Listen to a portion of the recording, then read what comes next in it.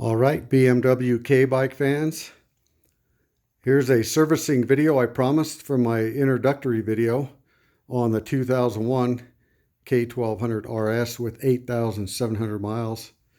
I mentioned in that video I would be servicing this and mentioned how much service could a bike with 8,700 miles actually need. Well, the answer to that is quite a bit. Mostly because it's been sitting. Some of the stuff has never been done. I know it hasn't. I didn't have any service records previous on this bike, so I did what you ought to do anyway and just do everything. First thing I did, as mentioned before, is I changed the tires, front and rear. Although it had a lot of tread left in it, the tire was 11 years old. It had significant evidence of dry rotting in the grooves, dry rotting on the sidewalls. Time to go. So this tire is dated 11th month of 2019, so I'm happy with that. So after that, I proceeded with the three biggies that most everybody should probably do and probably does do. One was change the oil. As you can see there, I got it all serviced up to a recommended level in the sight glass. When I first took off this side cover, I could not even see any oil in the sight glass. It may have been below, it may have been down here, who knows? It was at least 1 quart low, maybe more. Anyway, that's all done. Right there's the access port to fill up the gearbox oil. 75 weight 140, choose your oil of choice, probably don't matter. Full synthetic on that. Same thing on the engine oil. Don't have to use full synthetic. I just think I went with some basic 20W50. That was a good price at my local Mart store. I would say their name, but they're not a sponsor. Then I moved on to the final drive, and I changed that out. It was not too bad looking, actually, just kind of amber in color. 250 mLs came out. I refilled it. No problems there. After I did those three items, I was looking at some more fluid changes, which was the brake fluid. Here's the little surprise I mentioned in the first video. Here's the brake reservoir for the rear brake. That had zero fluid in it, zero. Matter of fact, I don't know if there was even any fluid in here. The brakes worked, but they were kind of soft and the pedal would bottom out. So I serviced this. Came out pretty black, actually, what was left of it. And I used .4 per the maintenance manual. .4 brake fluid. Here's the pedal now. It starts biting right there. Much better. Then I proceeded around to the front. Also bled the front brakes, left and right hand side. Up on the right hand handlebar here is the master cylinder reservoir. That thing was down well below the sight glass as well. Well beneath the low mark on the inside of the reservoir. So that needed servicing pretty bad. And then while I was on the side here, I bled out the hydraulic clutch. There is the little port where you bleed it. Really easy to do. Some of the manuals say that there's a little grub screw in here. Or some bikes might have a bleed port. Mine was lucky enough to have a bleed port, just like that. Very easy to do, just like bleeding the front brakes. So That actually took a whopping 10 minutes. The hardest part about doing a brake job on motorcycles are the dreaded screws on the cap. Oh my God, how many of those are stripped out? This one came off quite easily. I was very pleased. And I came around to the other side of the bike. Here's the reservoir for the clutch. I think this one might have been done previous. There was some marks on it right there on the screw, leaving evidence that somebody was in there. This one had more fluid in it than the front brake reservoir, and it wasn't quite as black. So I think that one may have been done, but I did it anyway. Then I proceeded on to change the radiator fluid, the coolant. There's the cap right there. There's a lot of videos on the internet about doing this coolant flush on a K bike. Some of them say just to disconnect the hose on the other side to drain it. That's ridiculous. Right underneath here, underneath that little cap, is the coolant temperature sensor. You just unscrew that and it all comes into a bucket. Pretty easy to do. Then I moved on to check the spark plugs. So I pulled off the access cover here. This is different than on a K1200LT. This access panel has 4 screws on the K1200LT. This bike here just has a little cover. It snaps off right here. There's your spark plugs. I know these have never been changed. These were very, very difficult to pry off of the spark plug, the boot. I had to twist it like this, pull it.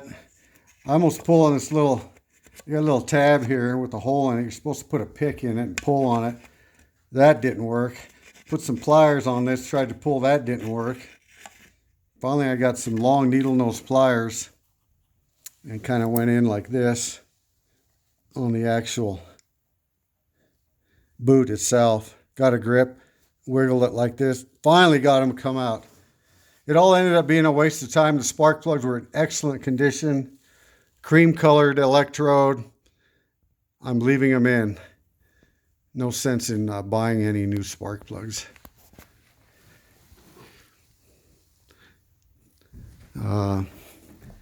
Came up here. I got an air filter on order. That should be coming in here pretty soon. I'll just pop that in there. As you can see, the gas tank is off. It's sitting on the floor right there with a rag stuffed in it. I mentioned before I have a fuel filter that was given to me by the previous owner. A BMW fuel filler, which is like $42. So here's the fuel pump already removed. There's the fuel filter ready to go back in the fuel tank. I'm leaving this piece of rubber here. It's in good shape. I'm sorry, but it's $52. No, a little bit pricey. I think it's still good. However, these little hoses at the bottom of the pump, I replaced. I just got some fuel line at the local hardware store, or the auto parts store. It was kind of pre-bent already. So these will hook up as such. And you could probably guess what's going to go in between here. Yes, the fuel line quick disconnects. This bike did not even have any nylon ones from the factory. It just had a little tube in there, splicing tube. Oh my God, trying to get that tube out of these things, it is just what, those things were never, ever going to come off. So anyway, there's the fuel pump with the brand new BMW brand fuel filter. Part number 2-325 something something something. You could Google it up. Or you could put one in from the auto parts store for $3.95. Same difference. I just happened to get that one for free. Can't think of anything else. I really did. Previous owner had put in a new battery, so I'm going to leave that. I'm going to eventually replace this with a lithium iron phosphate battery. I did that before on one of my K bikes. Thing's excellent on a bike that does not have a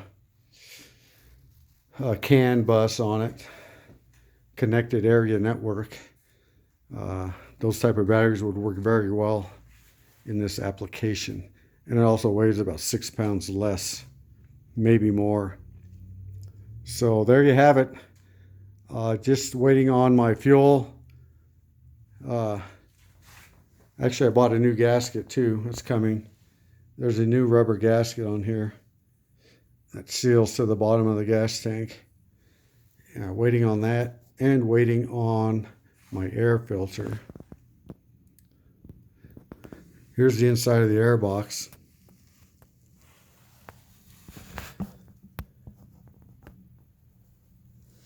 Pretty clean in there. Kind of what I would expect for the amount of miles on this bike. The air filter was not bad. It had dust on it. I'm replacing it. Just as a side note, BMW made this motorcycle with a low horsepower output of 95 horsepower, I think. This one's rated like 135, 136. I think the difference is right here inside this air box. You can see how these intakes are flush with the bottom of the air box. If you look at the air box on a reduced horsepower version, there's pipes that come up here, standoff pipes that come almost all the way to the top. I just think it restricts the airflow to make it 95 horse. There's a YouTube video where a guy had a low-powered R1200 or K1200 and found an airbox from this bike and just swapped airboxes and bought himself 40 more horsepower. Clever thinking. Can't think of anything else I did or want to do. Definitely want to do. Or need to do. Definitely don't need to do it. But with regard to this rear brake reservoir, I'm not sure if this was ever changed in 20 years. It was dry as a bone. I couldn't see any evidence of any fluid anywhere. People, if you're going to neglect maintenance, do not neglect your brake flush. It is critical in keeping that maintained if you want to stop this bike. It's heavy. All bikes are heavy. Doesn't matter if it's heavy. If it won't stop, you're probably dead. Spend the money, bleed your brakes. You don't have to bleed them every 2 years. You don't have to bleed them every year. I probably go 3 or 4 years, 5 maybe. But don't go 20 years, please. Just asking for trouble. Change your engine oil and do the brakes. The brake fluid flush, drain, bleed. At least spend the money on that. I also noticed that the brake pads on this bike were all the way shot. So I got new brake pads too. Other than that, it has not been too bad. One of the issues I had was when I was changing the gearbox fluid. There's the access port right there. The fill port's on the bottom. I could not get that off. As you all know, maybe you don't know, it takes a 14 millimeter hex socket. I had a breaker bar on this thing that was 4 feet long and would not budge.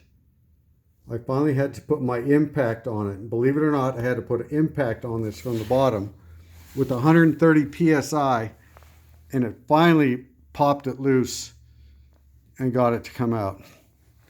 Clear evidence of that thing had been in there for 20 years. 20 years, that's unbelievable. I'm glad the mileage wasn't, 53,000.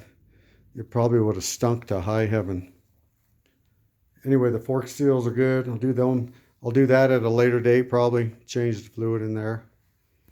Hope the video wasn't too long. Just some general maintenance items. When you buy a bike that's been sitting for a while, you probably want to do everything, or at least look at it. Matter of fact, I was looking at the clutch fluid here in the clutch reservoir. I don't know if you could see it in there.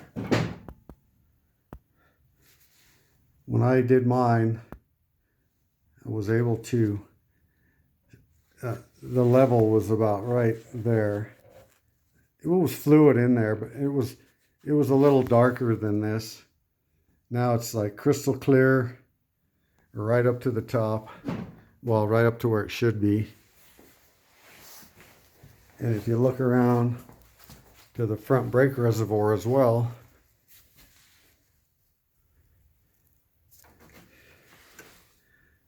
I got some nice fluid in there. Hard to see with this light on. All right, that's enough. If you want more information on the products I used, here's one on the radiator coolant before I end this video. I just went to the W store in my neighborhood. There's a company that makes coolant for, it says for BMW automobiles, but there's no silicates and no phosphate in it. And it's a blue color, just like the BMW. I just use that. I'm sure it will be fine. Anyway, that's it. Service items on a new bike. A new old bike that has been sitting. Do these maintenance items periodically, especially bleed those brakes. It's well worth the money. I think I used half a quart of .4 fluid for everything, which was a total of about $4. So, no reason in the world not to bleed your brakes. Thanks. Have a great day. Safe riding.